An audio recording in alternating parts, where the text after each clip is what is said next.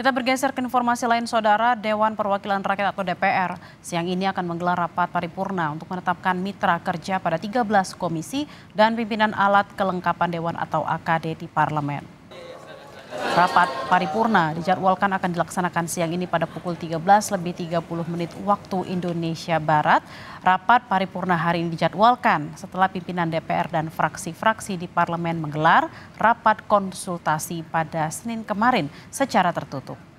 Dalam rapat tersebut DPR menyepakati daftar pimpinan dari 13 komisi dan AKD yang ada di Parlemen. DPR RI juga menyepakati kementerian dan lembaga yang akan menjadi mitra masing-masing komisi.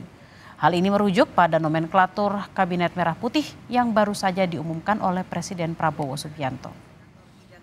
Dan untuk mengetahui jalannya rapat paripurna penetapan mitra kerja pada 13 komisi dan pimpinan alat kelengkapan Dewan di Gedung Parlemen siang ini, kita akan langsung menyapa jurnalis Kompas TV Tifal Solesa. Tifal, apakah sudah ada bocoran Komisi 12 dan 13 akan membidangi apa?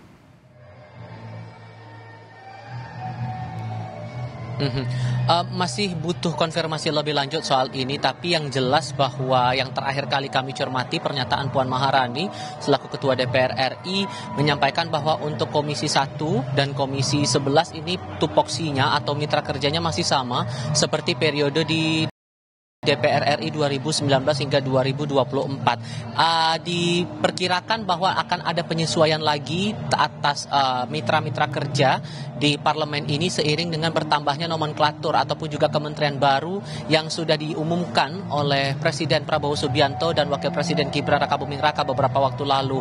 Ditambah lagi ada badan-badan baru dan ini juga masih butuh konfirmasi lagi sejauh mana penyesuaian atas unit-unit kerja ataupun juga mitra-mitra kerja khususnya di Komisi Kerja di DPR RI yang sudah disepakati lewat rapat paripurna pekan lalu di tanggal 15 Oktober 2024 bertambah 2 unit yang sebelumnya hanya 11 komisi kerja sekarang bertambah menjadi 13 komisi kerja.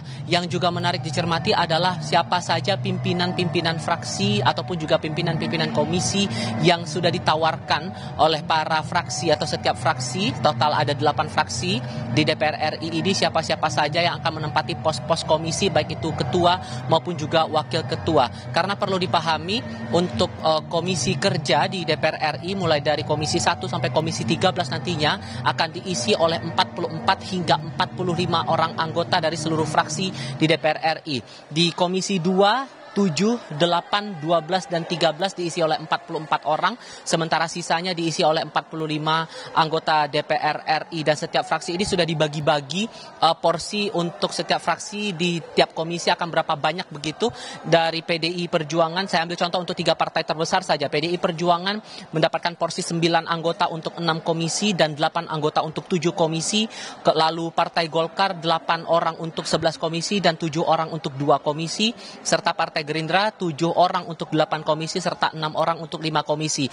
Formasi yang kurang lebih sama dengan jumlah yang berbeda ini juga berlaku untuk Partai Nasdem, PKB, PKS, Partai Amanat Nasional, dan juga Partai Demokrat. Yang perlu dicatat bahwa untuk penempatan pimpinan dari alat kelengkapan Dewan tidak hanya berfokus pada komisi-komisi kerja saja 1-13, tapi juga ada unit-unit badan lain yang di bawah naungan DPR RI juga akan diisi oleh pimpinan-pimpinan dari setiap fraksi atau perwakilan dari para fraksi, mulai dari Badan Akuntabilitas Keuangan Negara atau BAKN, kemudian Badan Legislasi, BKSAP, Badan Kerjasama Antar Parlemen, kemudian Mahkamah Kehormatan Dewan atau MKD, BURT, Badan Urusan Rumah Tangga, serta yang terbaru alat kelengkapan baru yang dimiliki DPR RI di periode saat ini adalah Badan Aspirasi Masyarakat. Sesuai dengan hasil keputusan di rapat paripurna pekan lalu di tanggal 15 Oktober 2024, sudah dinyatakan porsi dari setiap fraksi untuk mengajukan nama ketua dan juga wakil ketuanya.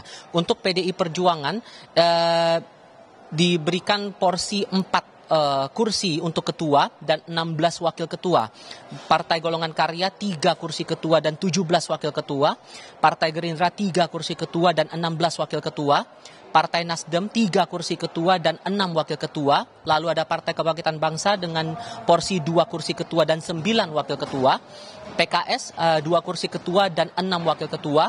Kemudian Partai Amanat Nasional 2 kursi ketua dan 4 wakil ketua, serta Partai Demokrat 1 kursi ketua dan 6 wakil ketua. Sekali lagi ditekankan bahwa untuk porsi-porsi kursi yang saya jelaskan tadi ini tidak hanya berlaku untuk komisi, tapi juga badan-badan lain atau AKD-AKD lain di bawah Dewan Perwakilan Rakyat Republik Indonesia di periode 2024 hingga 2029. Sempat saya singgung tadi ada unit kerja baru atau alat kelengkapan baru yang dimiliki DPR RI sekarang, yakni Badan Aspirasi Masyarakat. Lewat rapat pekan lalu, Puan menjelaskan bahwa tugas atau tanggung jawab dari Badan Aspirasi Masyarakat ini adalah untuk menampung aspirasi masyarakat secara langsung atau tidak langsung, kemudian menghimpun dan menelaah aspirasi tersebut, kemudian menyampaikan hasil penelaahan itu kepada alat kelengkapan terkait yang untuk kemudian ditindaklanjuti. Baru kemudian ada monitoring, tindak lanjut lain, dan kemudian menerima aspirasi masyarakat secara lain dengan catatan penegasannya tanpa mengurangi kewenangan dari alat kelengkapan dewan terkait yang berhubungan langsung dengan aspirasi yang disampaikan oleh masyarakat itu sendiri, dengan dasar untuk menjaga partisipasi bermakna atau meaningful participation dari Parlemen ataupun juga Dewan Perwakilan Rakyat Republik Indonesia. Semua baru akan jelas siapa-siapa saja pimpinan yang akan diputuskan pada pukul 13.30, kira-kira 45 menit dari sekarang. Rapat paripurna akan dimulai di ruang rapat paripurna Gedung Nusantara 2, Kompleks Parlemen Senayan, Jakarta. Bella.